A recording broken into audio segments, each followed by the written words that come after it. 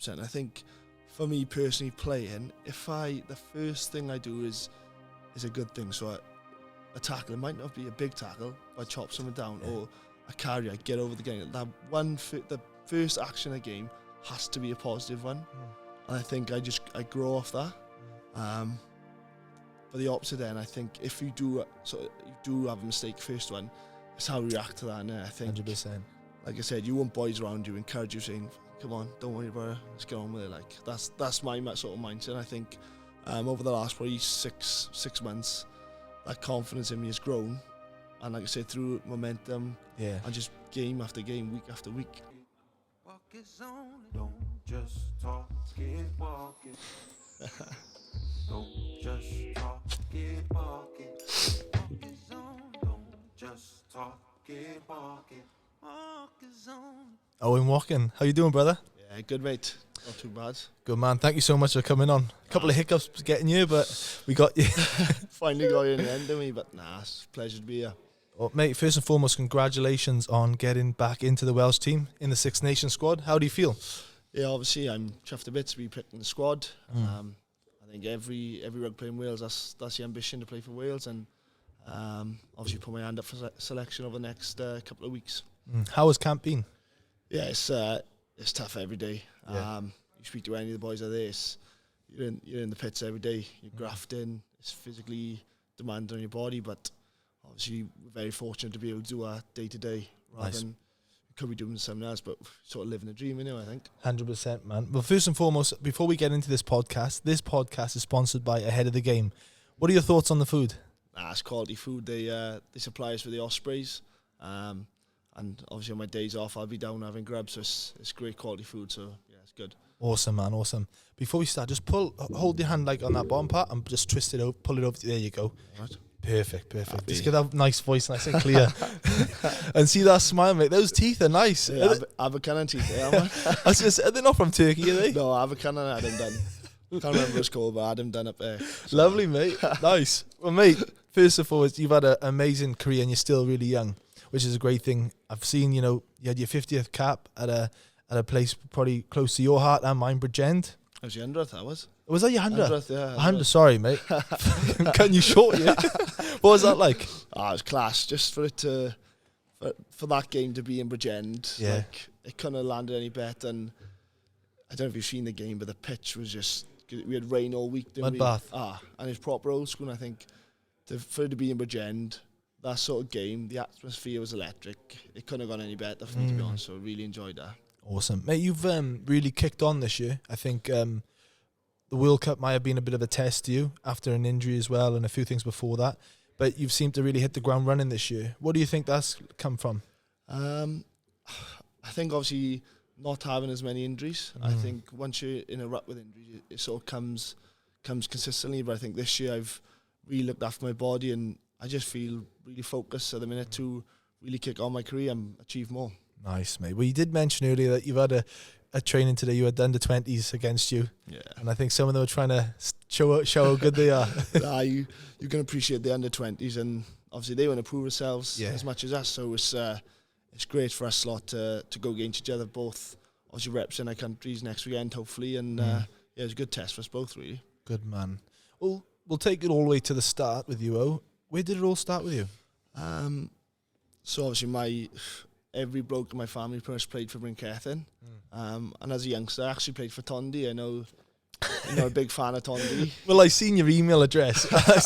I'm not going to say because the listeners will get it, but I seen Tondi in your email. I thought, I might have to cancel this. Sack the podcast off. But no, so I started with Tondi. Yeah. And obviously I had a great few years there, but Brincethin is my home club. And Nice. as soon as they started a mini and junior section, I moved back to obviously where I'm from, played for them, and I'd obviously grown up in Brincethin, playing rugby with the boys up there. Yeah. Can ask for much more now. It was great.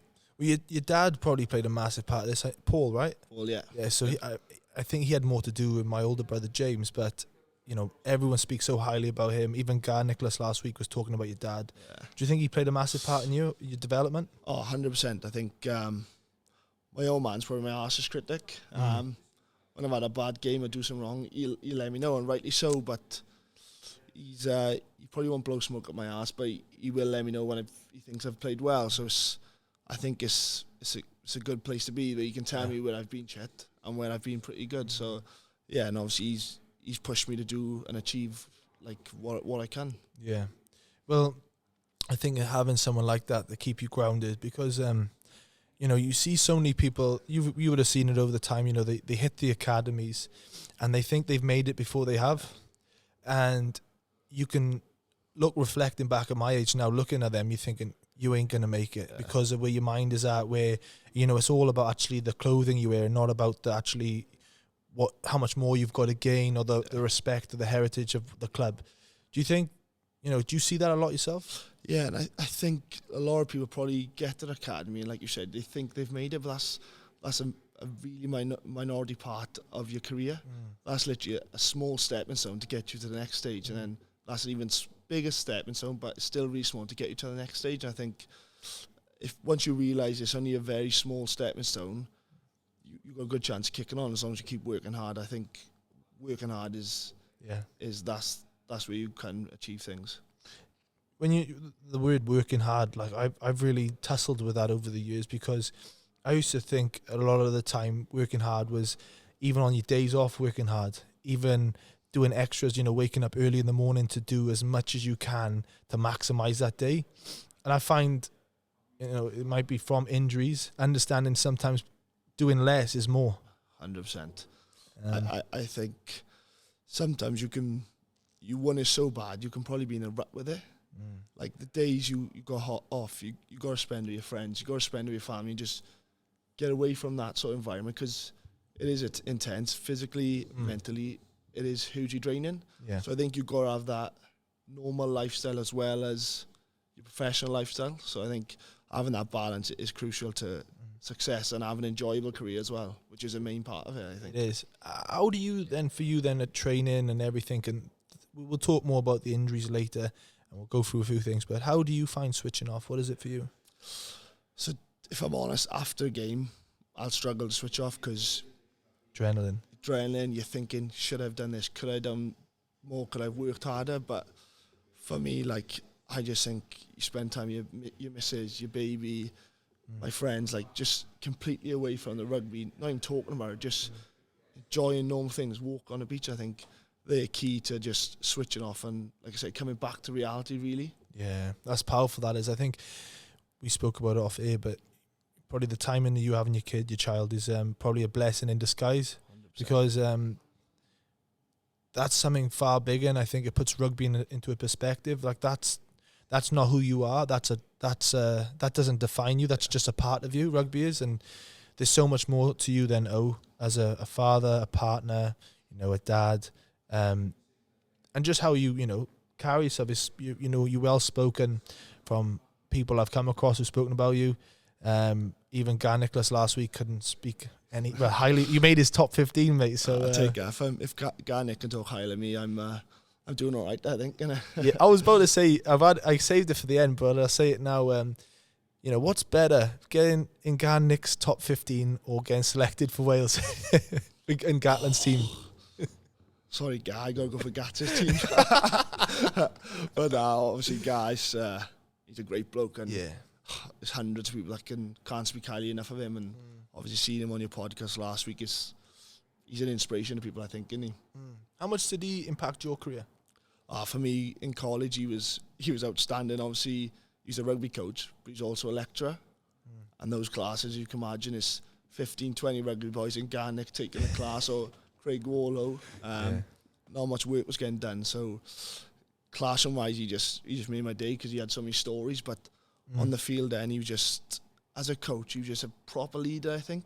Like I said, he set example to boys working hard. You'd see him every day in the gym doing pull-ups, and he'd do them so slow, but he was just setting an example to everyone. And I think as boys going into college, they look at him working hard with Parkinson's, and obviously he's not the youngest of blokes, is he? No. But 60. 60. Yeah. He's getting on now, but and he's a great guy. He's the type of guy, he'd put his arm around you, and he'd criticise you when needed to be, but he'll also give you that advice and that motivation to sort of kick on as well. Yeah, 100%. And what you just said then about guys, I this week I found myself quite overwhelmed from all the messages I've had, and they're not even about me, they're about him, but so heartfelt that I've had to have a couple of moments of sitting down and kind of shifting my perspective on what is actually hard. What does the word hard mean? Yeah. And is it more, I've created a hard scenario comparison to perspective on what is. Yeah. And the way, like, he actually dropped me a text. I told you earlier. He said, you know, I love all the sympathy from everyone, but just let him know I'll outwork them all as well. Well, that's typical guy. Like, you wouldn't ask for sympathy. Yeah. He's the sort of guy, he'll crack on day to day without thinking twice about, obviously, his Parkinson's. As bad as he couldn't give a shit. He'll just crack on and keep digging. Like, very true, very true. You know, how did the route of going to Bridgend College happen? Was it just going through the rugby path, this was a stepping stone? Or yeah, I think obviously for my development as a player, I think that was probably the turning point for me. Is the 2 years in college, I was in the academy as well, the Ospreys, and that's when you probably get the realisation, like, shit, I can make it as a pro rugby player. And I think obviously the college helped me with quality rugby, quality training and quality gym sessions. And obviously, and the academy system was great. And yeah, it just spurred me on. And you obviously get ex-players that come through college, you like of Luke Morgan, Tom Hadfield, Nipper, and they all made as freshman players. You're like, I want to be one of them. And before you know, you're training with the likes of Abbas in training. I'm the 17-year-old, he's a 23-year-old to take me under his wing. Like, so. Well, what you just said then about all those players and in particularly Havers. So I had Harry Morgan on, you know him well. Yeah. He was saying when he joined the Ospreys and signed up, he actually had a phone call of Havers. He didn't even know him. And he said, hey, mate, I'm going to pick you up in the morning. I'll drop you to training. And that's the type of guy he is. Yeah.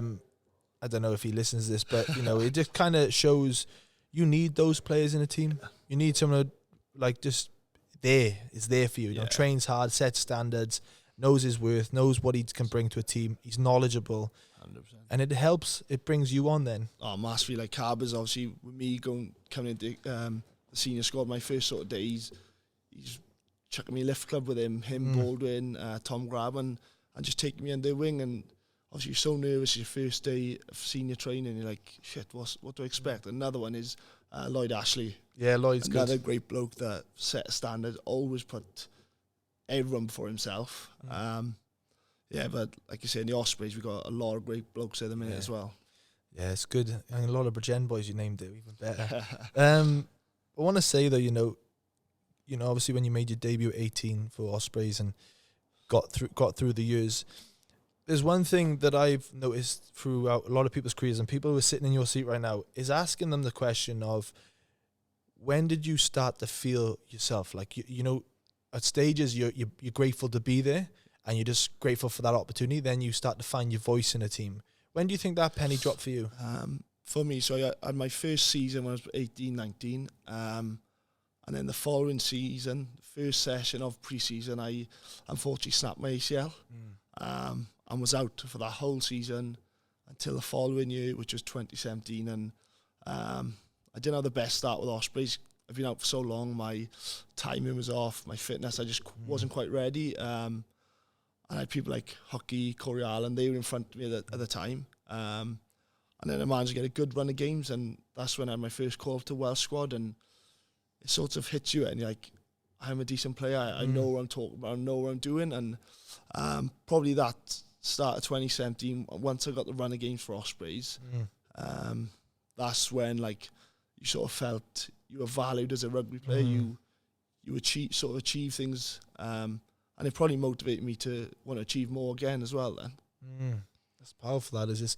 It's crazy, isn't it, how like these pivotal moments of making a team or runs in a game, consistent games, how they are the answer to finding your voice. Because like you just said about injuries, people probably in the rugby circle understand injuries, and they understand how they can affect your confidence, how they can affect when you come back, you might second guess things, you're starting to try and work your way back into the team.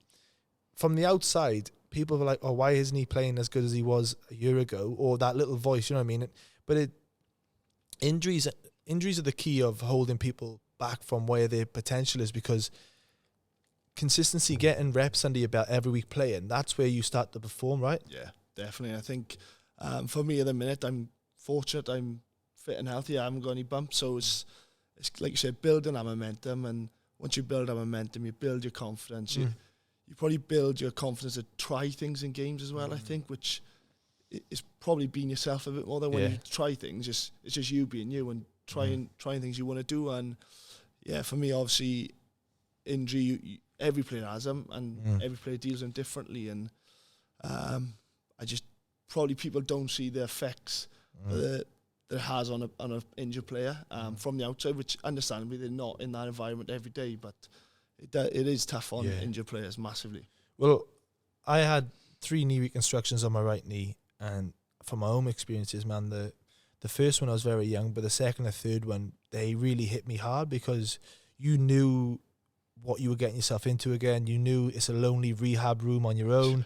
You know that you start welcoming in the boys who are injured, and you start welcoming them out, like taking them out, and you're still there. And you know, as I'm talking this, you know every scenario and what it feels like, and it's lonely, isn't it? And like we laugh about it now, but it is a rut you're in. And I think the hardest thing for me is when I've been injured is seeing the boys have success. Like Ospreys last year, we beat Montpellier away, Montpellier home, Leicester away, and obviously for me, I want the boys to win. I'm chuffed a bit to they're beating all these top class teams, but I'm missing out on all of that success. Yeah, you don't feel as if you're bringing enough to the squad because you're not playing, which is no fault of your own, but you still have those thoughts when you're injured, I think. And then the double-ended sword then is you try and rush your rehab to get back quicker. 9 times out of 10, then you rush it so much that something else goes because it's compensating for the injury. And then you're in a vicious cycle of going, fuck, I'm in this rut again now. And like once you're in that rut as well, it's really hard to get out of. You've probably your diet goes to shit. You don't probably eat as well as you could because you're in sort of a bad mindset. But it's how you get out there, I think, is the main thing. And like I say, how you get out there is really the most important thing. How did you, in those moments then, because ACL's a terrible injury, but you actually had a meniscus tear as well, is that right? And they actually slowed the rehab down. They slowed down the surgery even longer. But how did you deal with it in that time? For me, having my ACL, as bad as it sounds, is probably the best thing to happen to me as a rugby player. More the fact that I learned what it took to get back fit, even though it was quite a bad injury at a young age. First 6 months, I was so lazy with it. And it's probably having effects on my knee today because I didn't probably buy into how I was going to get better. But it's like you said, double-edged sword. Now I know exactly what needs to be done to get fit again. So as bad as I was, it was a massive learning curve for me at such a young age. That's powerful, that is, and people listening to that will understand. Because I think when you're young, you just think, I'll bounce back. It's another injury, I'll get over this. It's a little niggle, and then more and more. And as you know, as you get older now, you're looking after yourself more. You know, and then playing for Wales, we'll go into a bit more, but what was it like? Obviously you said you had the kid, which is a blessing in disguise, but from that period of not making the World Cup to now being back in the Six Nations, what's changed? Definitely motivation. Like I said, I got little baby boys. That's something you play for every day now. You want to give them the best life they can. And I just think, like, once you've been out of, like, left of the World Cup squad, it's disappointing. It's heartbreaking. I know rugby's not everything, but it's a big part of a lot of people's lives. And obviously I was massively disappointed. And having him was a sidetrack to realise, well, now there's more to life than just rugby. But as well as that, it made me just think, fuck, I want to get back, and it's so bad. I want to show, like, no, I can cope with international rugby. I'm good enough to play for Wales. And like I said, this momentum, building confidence, I feel like that's what's got me back in the squad this year. Amazing.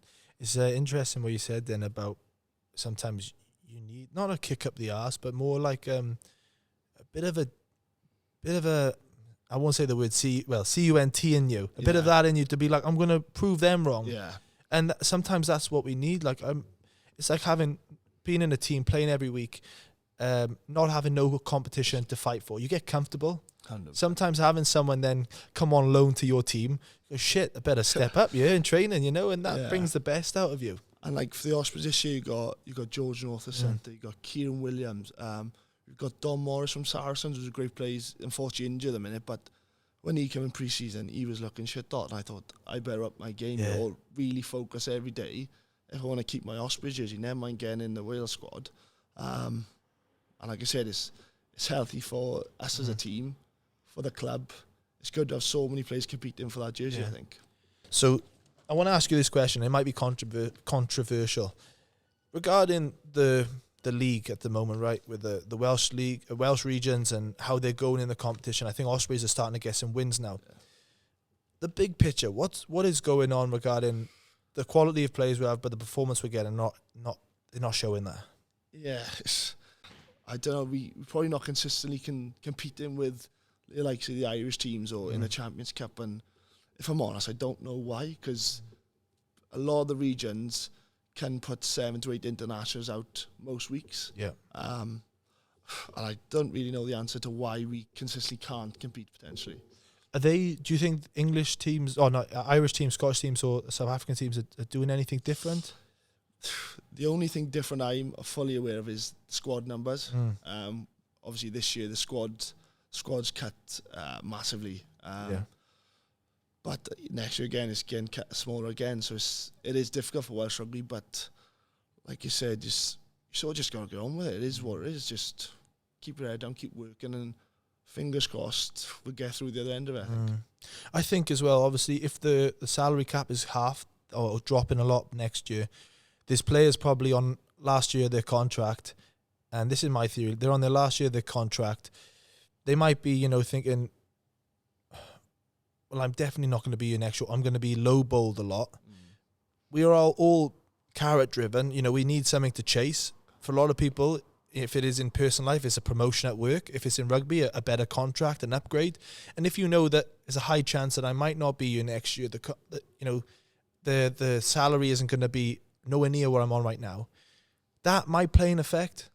Yeah, like everyone is financially driven. Like obviously you want to be the best rugby player you can be. You want to play for your country, but obviously you want to financially sort yourself and your family. You want to be able to live, and yeah, you can't blame boys for going for money. It's part of life. If someone offered a bricklayer 50 grand somewhere else, they're not going to stay, and they're going to take it. It's like the same as any other job, and obviously you are loyal to your club to a certain degree because you want to play for that team, but obviously you've got to think your family as well. Like I said, it's probably a bigger picture than the rugby. 100%. And like you just said then, money-wise and clubs, and it's a short-lived career too. You're a couple injuries away from or you're one injury away from retiring, it could potentially be.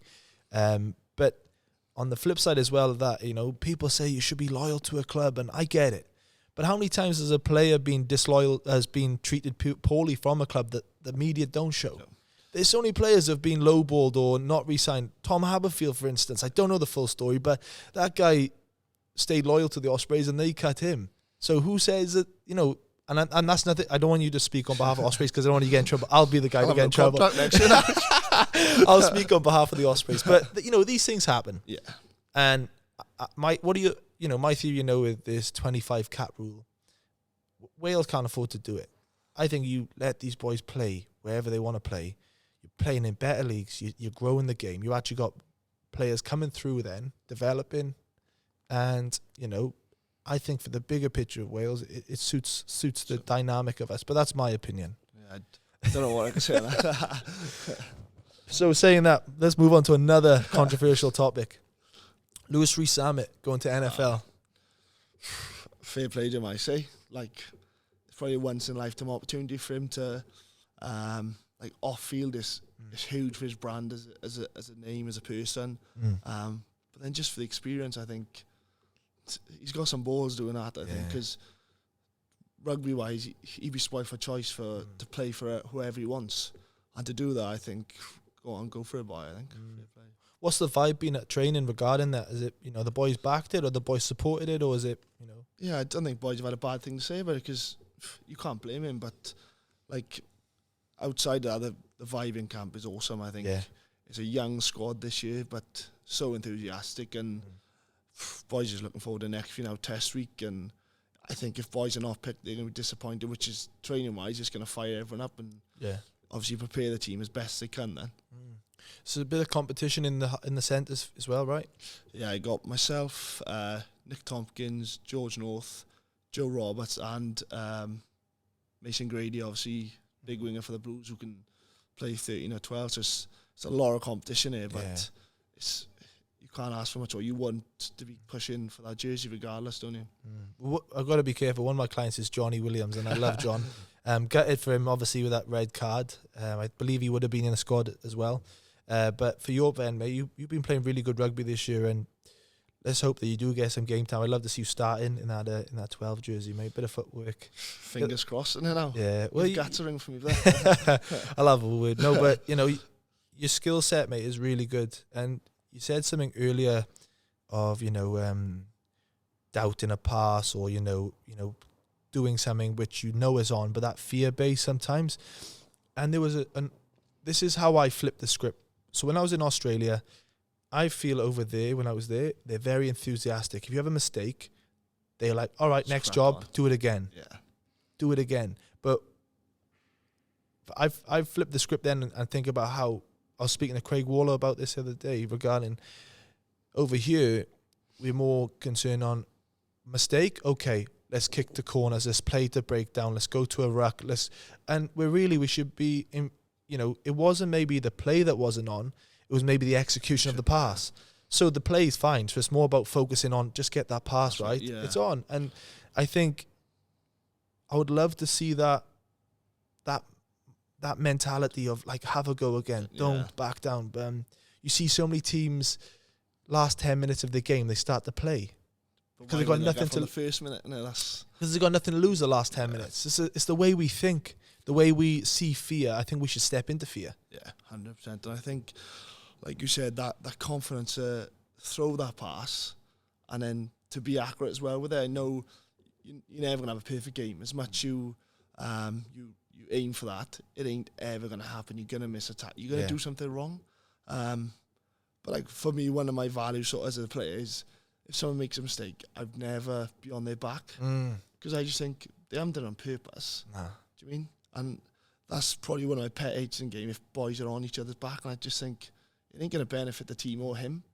You just need to encourage him to try it again.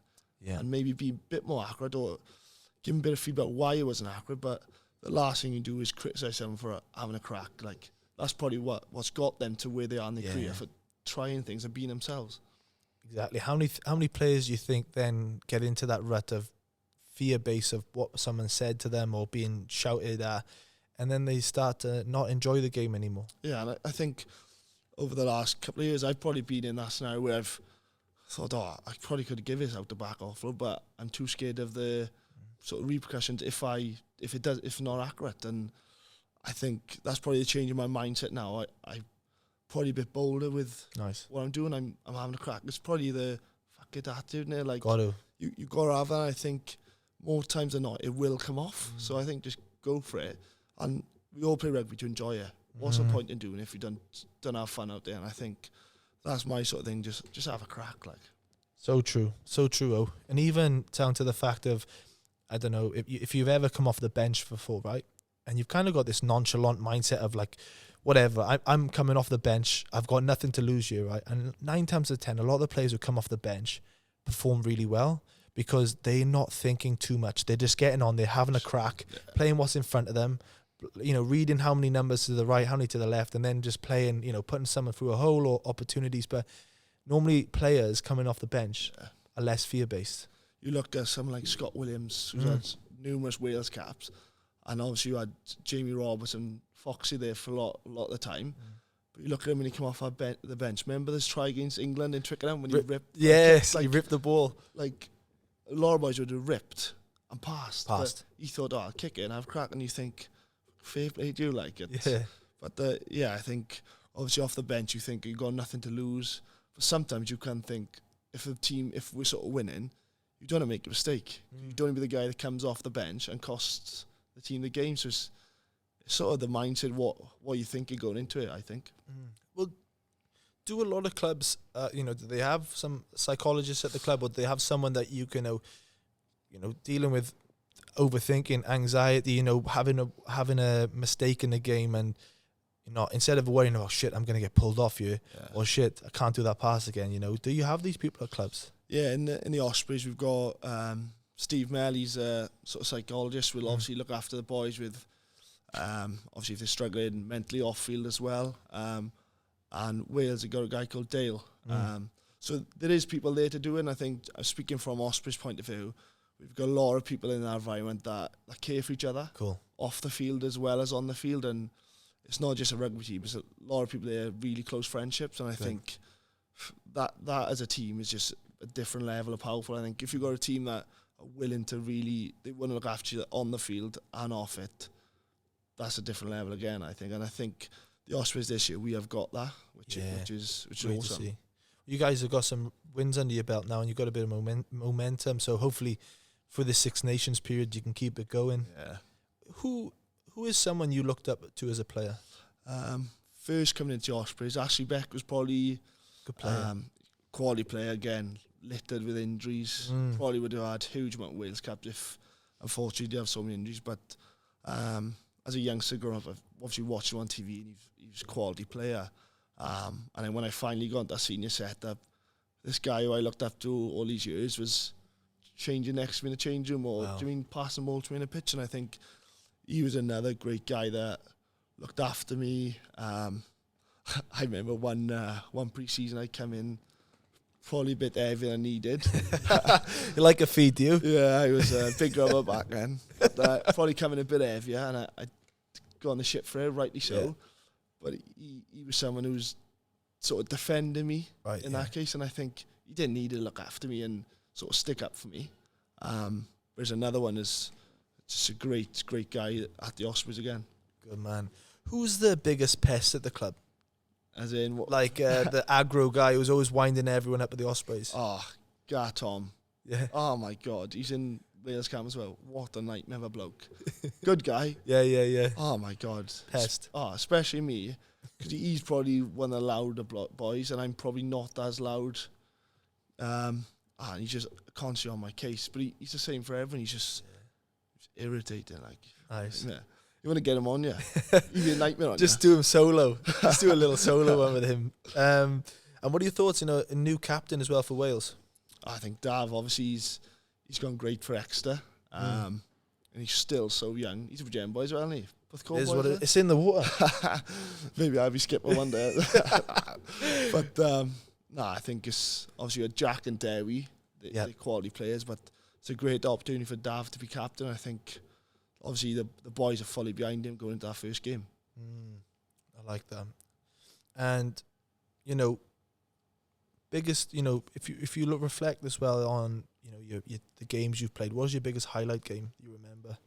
For Ospreys or Wales? Or? Well, your proudest, well, not your proudest, your game where you've gone, I've had the best game I, recollect on. Probably for me, World Cup 2019, we played France in the quarter-final in Japan.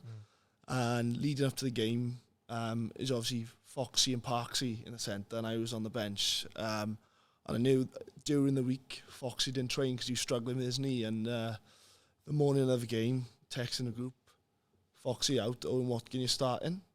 And obviously it's last minute. I think I was 22 years old, so it's quarter-final World Cup now. Wow. It's a big thing. And in my mind, you're probably thinking, I know people are probably doubting me, thinking I can't cope with this, and where they were or not, I don't know. But in my head, I was thinking, and played that game, didn't do nothing.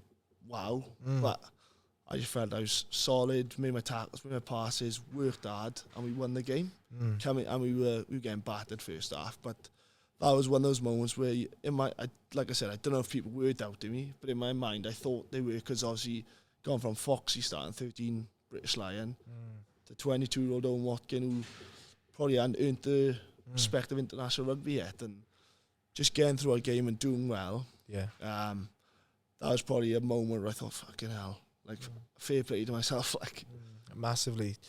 When you said then, you think about people were doubting you, and I'm reflecting on myself. Do you think you were doubting yourself? Potentially, yeah. Potentially doubting myself, but deep down, I knew I was going to prove people wrong, even though I'm not too sure if they were doubting me.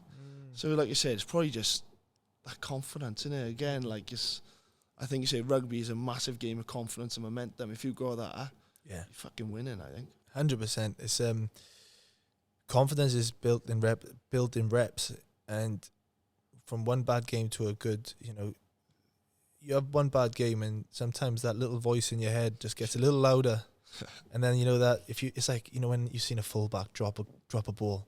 And he's on one then. They're putting bombs up all the time. He's dropping another one. He's putting another one. There's a rat that is. Yeah, and you can't snap out of it until you've got to refocus and recenter yourself. And for me, it was kind of just telling myself, next job. Just next job. What's the next thing I can do right now to fix that? 100%. I think for me personally, playing, the first thing I do is a good thing. So a tackle, it might not be a big tackle, but I chop someone down or a carry, I get over the game. That the first action of the game has to be a positive one, and I think I grow off that. But the opposite end, I think if you do have a mistake first one, it's how you react to that. And I think 100%. Like I said, you want boys around you, encourage you, saying, "Come on, don't worry about it. Let's get on with it." Like that's my sort of mindset. I think over the last probably six months, that confidence in me has grown. And like I said, through momentum and just game after game, week after week. I love that. I love that a lot. And I think as well, having that balance of getting the off-field right really helps. I think, being a dad now and understanding and defining what is, the bigger picture. 100%. Then when you come to a field, you're more in that flow state. We talk a lot about that. But I think that, sometimes people don't understand that getting the off-field right actually helps the on-field. Yeah. And I think, like, before I had a little boy, you think rugby is a be-all and end-all. And it's not. It's a big part of your life, don't get me wrong, but it's not the most important part of life. You obviously, your family, my mum, my dad, my brothers, my missus, they're all the most important part of my life. Yeah. And if you're happy in that environment and everything's going well there, it just takes on to the field. And if your mindset, you're in a good place, like, I don't see where you can go wrong, like, personally. 100%. Well, what's your goals in the Six Nations? So my goal is to be involved as much as I can.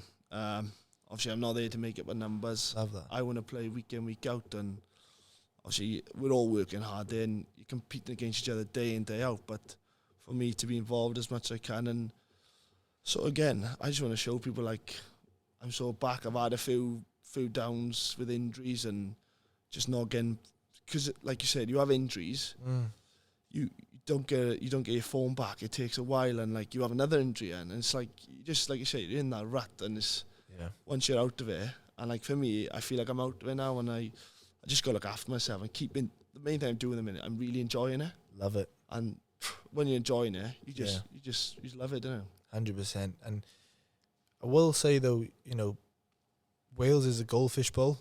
Yeah. So when you're doing well, they love you. When you're not doing well, they'll tell you you're not doing well. And I think having something outside of the sport, like you just spoke about, is a key thing. Yeah, definitely. And I think, like you say, you probably get, if you do make mistakes, people do tell you about it. And like you said, it's their opinion. They might think I'm the worst centre in Welsh rugby, but it's their opinion. But I don't think they probably see the work that goes in on a day-to-day basis from a rugby player. You look at people like George North, your Alan Wynne, your Tips, your Biggses, have been at the top of the game for 10 plus years.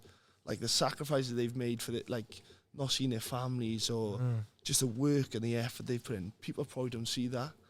And it's huge, man. I can't explain enough. And I think, fucking hell, boys, how have you done that? Like, and obviously you aspire to be under-cap Welsh International. Like, whether it will or not, you don't know. But you can shoot for the stars, man. You got to aim for it anyway, I think. Yeah. But I think just the boys put so much effort in and sacrificed a lot of things. Like, I'd love to go have beers with the boys on a Friday night.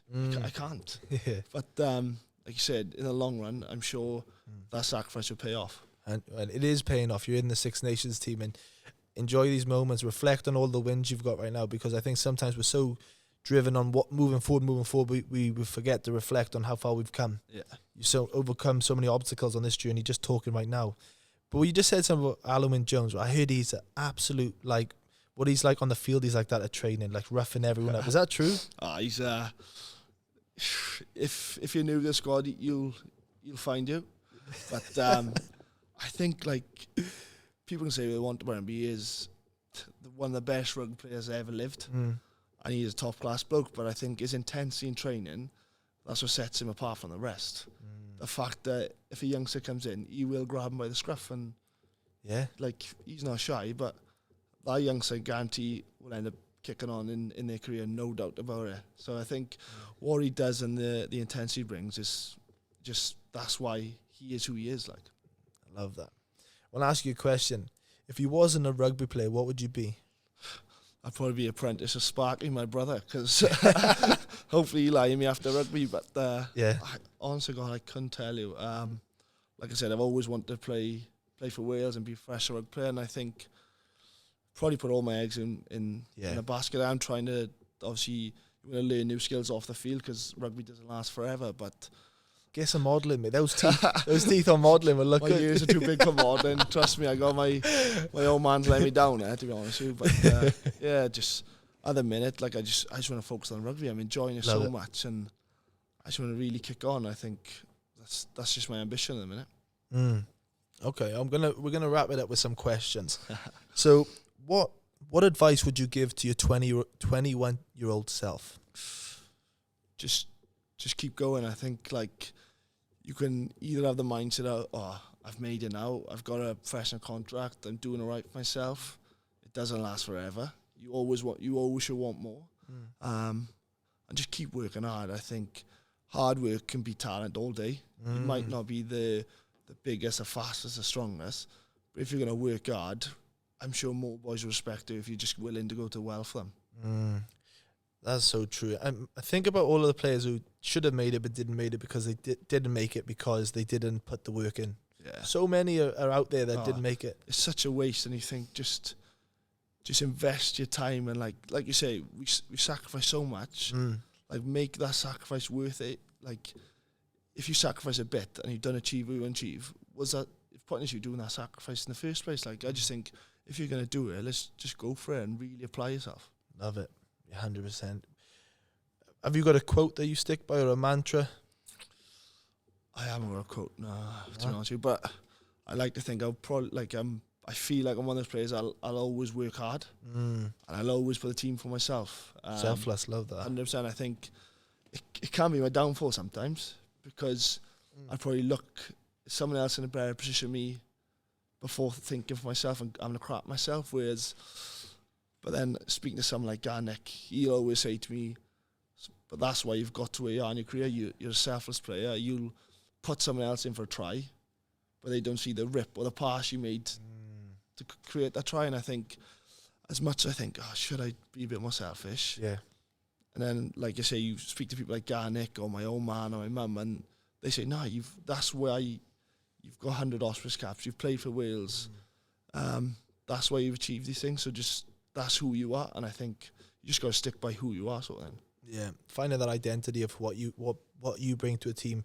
I think some people are trying to do, not outside of their box, but identifying what the box is, and realizing that it's okay to do these things and have a very good game.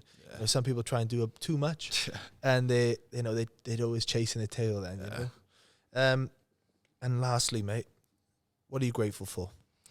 Obviously, my family. Without my mum and dad, I wouldn't be where I am. And obviously, my missus and a baby now, obviously, they mean the world to me. And obviously, you're motivated to do things for them. My parents, you want to make them proud. On a Sunday, they stood on the side of the field by the Arth ground watching me get battered by them. So you just want to repay them for all the things they've done for you. Love it. You want to give them a bit of, like, everything you've done back then for me was for these reasons. You see me playing in the Principality, hopefully against Scotland, fingers crossed. 100%. Yeah, I think making those people proud of the main things, and just enjoying and having fun. Like, life is about having fun. I think if you're not going to enjoy the things you do, then you're wasting your time doing it. 100%. One thing I like what you just said then, it really stuck with me, is really owning it, saying it. I think so many of us, I think in particular in Wales, we're very scared on actually saying what we feel, like as in promoting, I'm going to have that 12 jersey, I'm going to have that 13 jersey, and because we fear of being judged, say it. Yeah, And 100%. you'll earn more respect, because when you do it, we're all with you. And if you don't do it, you're like, well, you know what? He fucking ripped in. Yeah. And that's what you need. Yeah, like you say, like all the centres in the squad now, we all want to start. Like, we're not stupid. We know only two of us can start and one potentially on a bench. And, like, yeah, I think you just got to think, yeah, I want that 12 jersey. I know George wants that 13 jersey, but we're going to have a good scrap trying to get it, and we like, so, which is good. It's good for the team. It's good for the boys as well. It's really good, probably because it's such a young team now. It's raw. Everyone's fighting. And there's places to be, opportunities. So I'm really excited for these Six Nations. I think, we're at the off-grid right now. I had to give the guy a plug. He loves it. Give him a shout out. Give him a shout out. But off-grid are doing the whole Six Nations. They're doing, events. You can do all your bookings. You can get some good food, good grub.